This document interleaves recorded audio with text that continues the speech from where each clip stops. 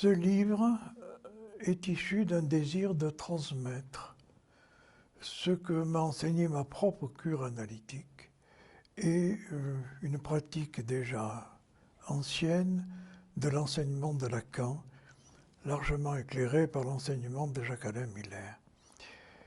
Si j'ai mis au début de ce livre l'éloge du trou, c'est parce qu'il me semble qu'une des spécificités de la clinique psychanalytique lacanienne, c'est de s'orienter sur le réel.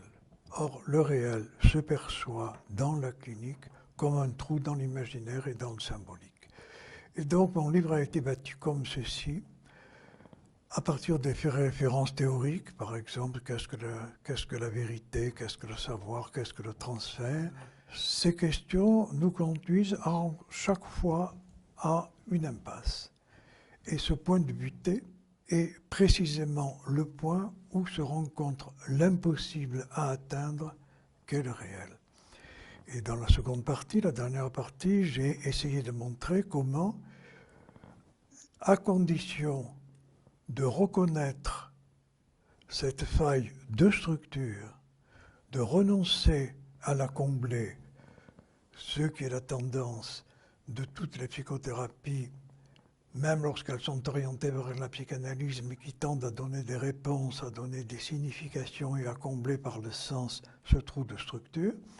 À l'inverse, ce que nous enseigne Lacan, c'est d'essayer non pas de combler ce trou, mais de le supplémenter, c'est-à-dire, à partir du point de rebroussement de la rencontre du réel, tenir compte de l'effet créatif qui existe chez chacun de nous et qui consiste à trouver quelque chose qui supplée et ne comble pas ce trou. Et c'est dans ce sens que le dernier enseignement de Lacan relativise beaucoup les différences cliniques classiques entre névrose, psychose et perversion pour s'orienter vers une clinique de la singularité, à savoir comment chacun de nous, confronté au réel que le hasard lui fait rencontrer, bâtit, invente, crée sa solution propre. Les promesses de l'impossible d'Augustin Ménard ne sont pas à lire, mais à travailler. Chaque chapitre impose une attention soutenue. C'est la seule façon pour parvenir à la relecture, pour parvenir à découvrir le fil conducteur de l'ouvrage, annoncé dès les premiers chapitres. C'est une affaire de trou. C'est un véritable enseignement que ce livre.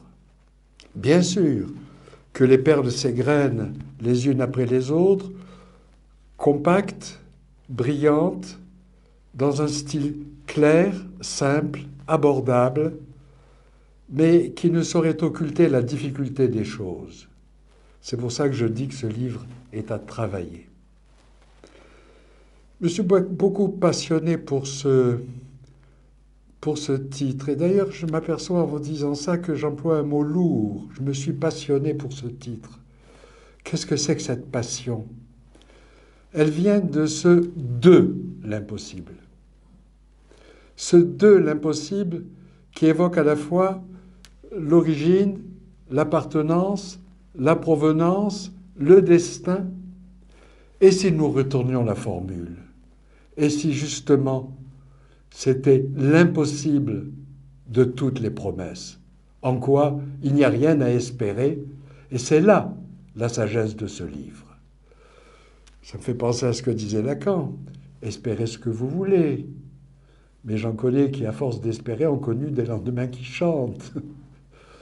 Voilà, c'est un livre puissant, documenté, étayé, structuré, dont la logique n'apparaît pas d'emblée, logique qu'il faut scruter, chercher, côtoyer, pour qu'apparaisse au fond, dans le filigrane des textes, ce dont il s'agit, à savoir de l'impossible.